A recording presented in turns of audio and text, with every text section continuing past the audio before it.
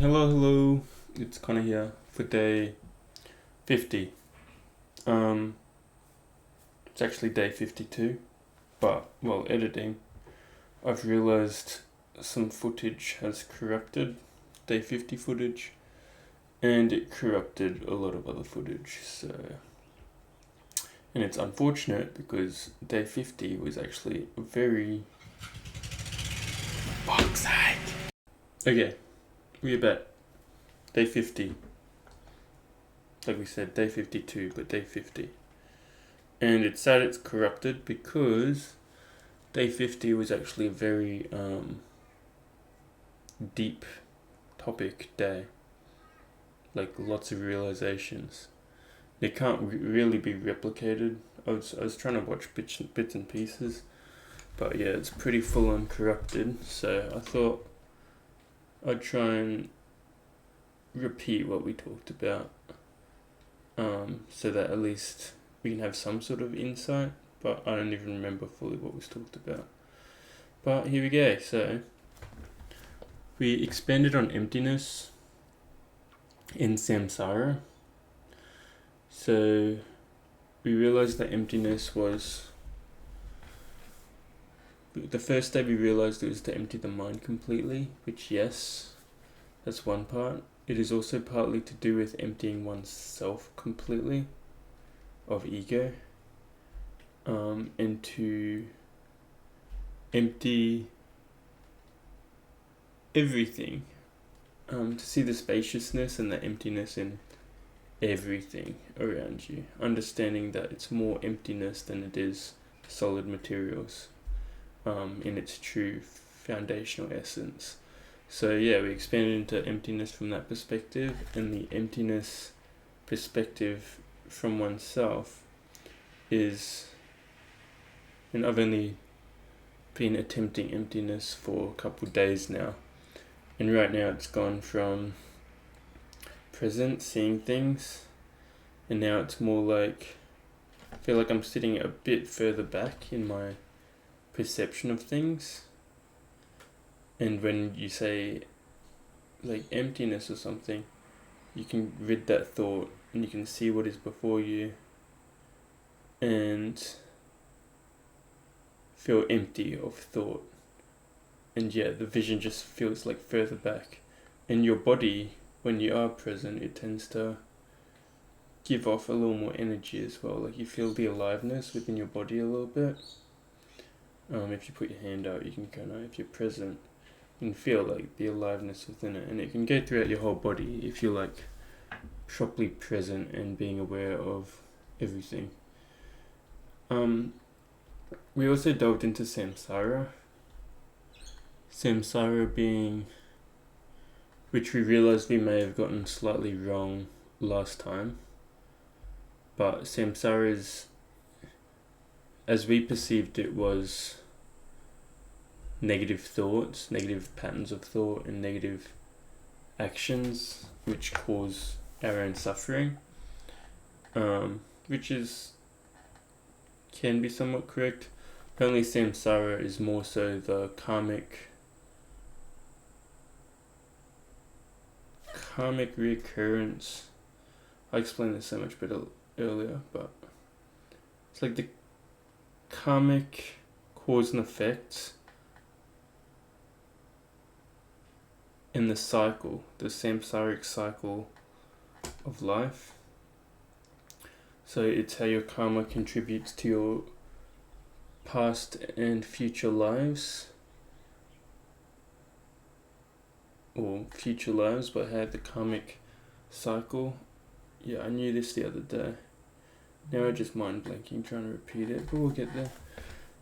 Yeah, it's pretty much a karmic cycle, cause and effect, and samsara is the constant repeating of going into the next life, and the karma patterns putting you into your next life, and it's like the karmic cycle.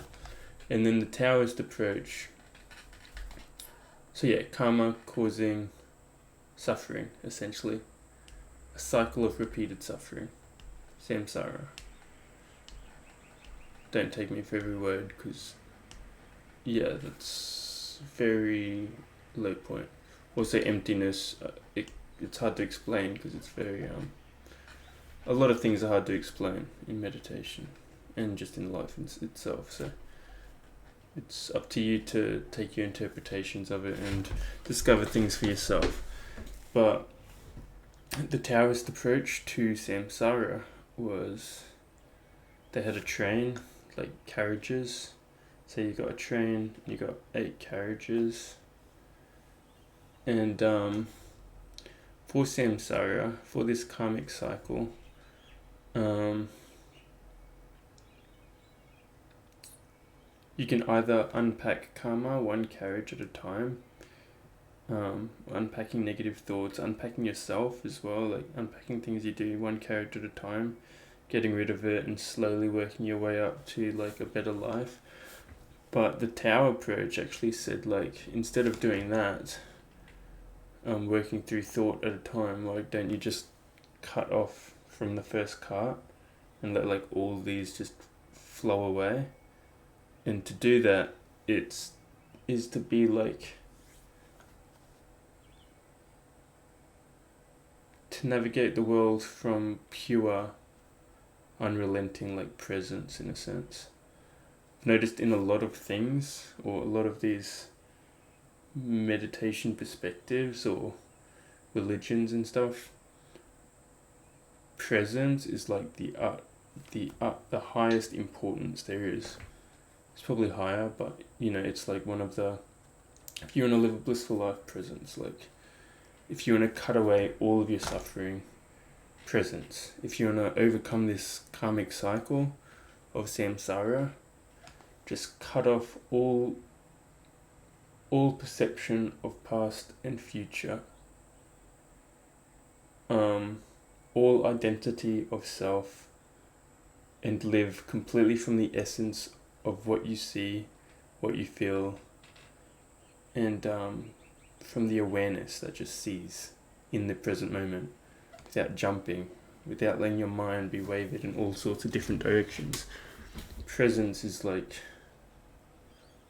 the importance of it is unparalleled, I think. Now, I don't understand it, I can glimpse it, but to live in a state of presence permanently would be like insane. And my presence has definitely jumped up since starting the meditation.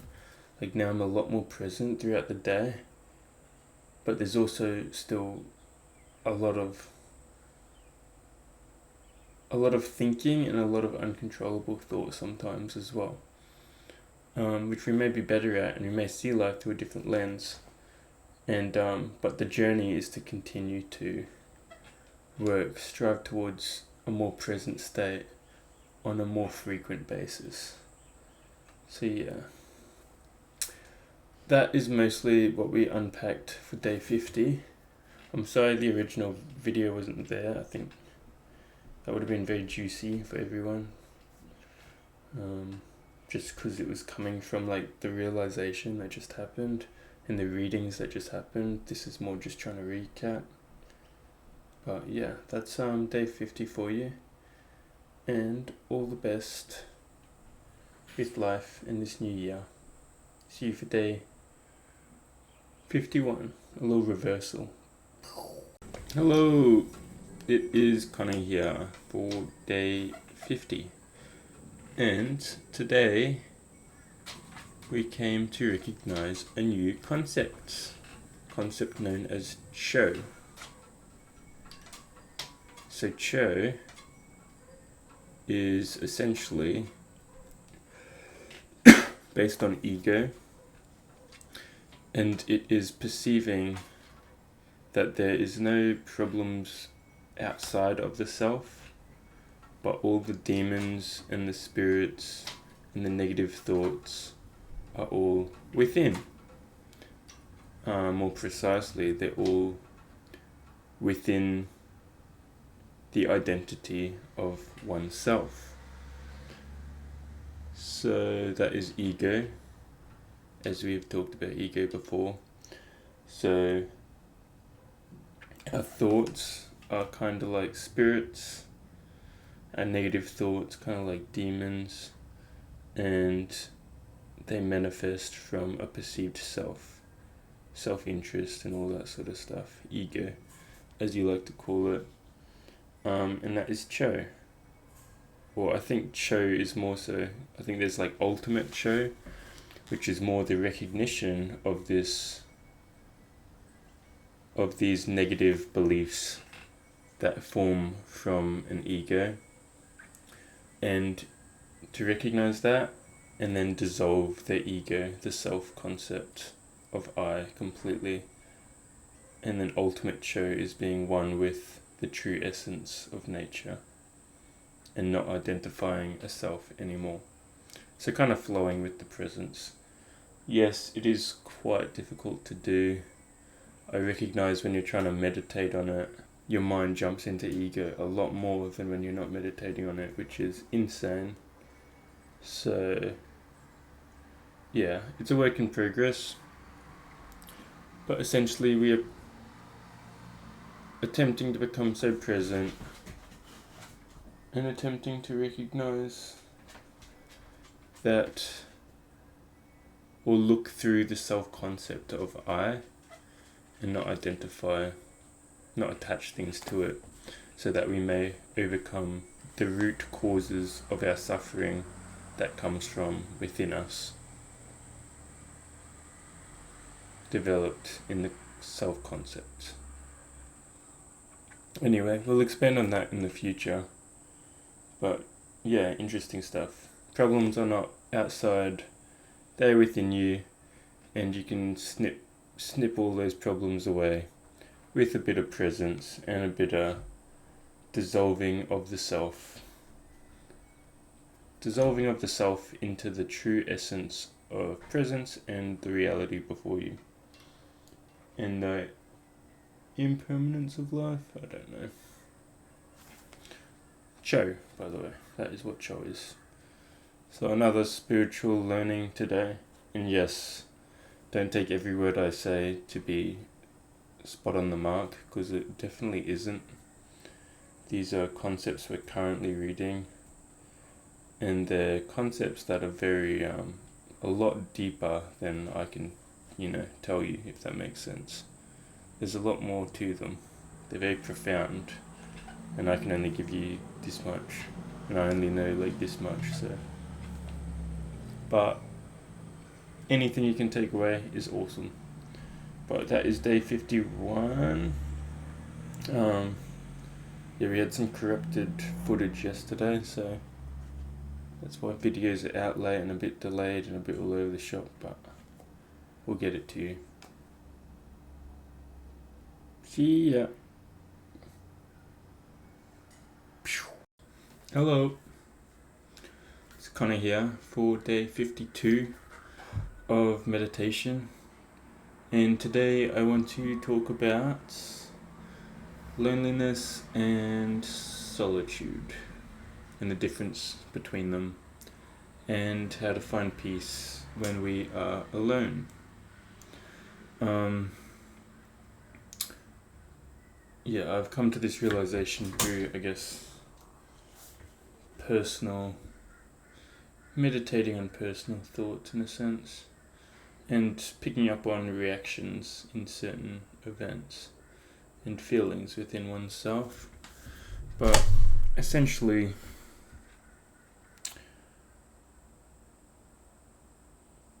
coming out of a relationship last year, you can be very used to being around someone or being around people, and having a lot of good friends. I tend to be around friends a fair bit as well. And yeah, you kind of have your set periods to be alone in the mornings to get stuff done, and then in the afternoons you can have an expectation to be with friends and be doing something. But when this expectation arises and your friends are all doing something, because a lot of my friends are still in a relationship, or are in a relationship, and I'm so used to having one that I'm not used to the stage of being pretty much the only one without one. So it's different, and it's a strange feeling. But you can't see anyone because they're all with their partners. And usually in those moments you'd be with your partner, and it's very comfortable. And you don't feel any loneliness. But in this state, we can start to dwell on the past, and we can feel alone. And as this feeling of aloneness expands, we can seek happiness through seeing others. So if I want something to happen with people, like I want to see people and it doesn't go through, then I can dwell and feel alone. So then I can make something happen so that I don't feel alone. This is loneliness. But there's another term for it called solitude. And solitude isn't the same as loneliness. Solitude is being at peace through being by oneself, by being alone, pretty much enjoying or loving the time you spent with oneself. And coming to this realization is helpful, because if you can embrace solitude, essentially at all times, whether you're with people, whether you're not, you can be happy. With solitude, say you've done all your productivity in the morning and there's no one to hang out with in the afternoon, then guess what? You've got some solitude. You've got all afternoon to do whatever you wish to do to build upon oneself in your own time. It's like a self-development phase in a sense. A phase of life that as soon as we overlook loneliness and overcome that, it can actually be one of the most foundational building aspects to oneself, and it can be a true time of appreciation and caring for oneself as well in solitude. So yeah, that's kind of what we realized yesterday and today, to find solitude. And now we're in a state where, going into 2025, we kind of want as much solitude as we can get, which is strange. Going from feeling alone to wanting to be alone and in our own space. So, because I guess we've discovered that in our own space, in the emptiness of being with oneself, is where everything is built, in a sense.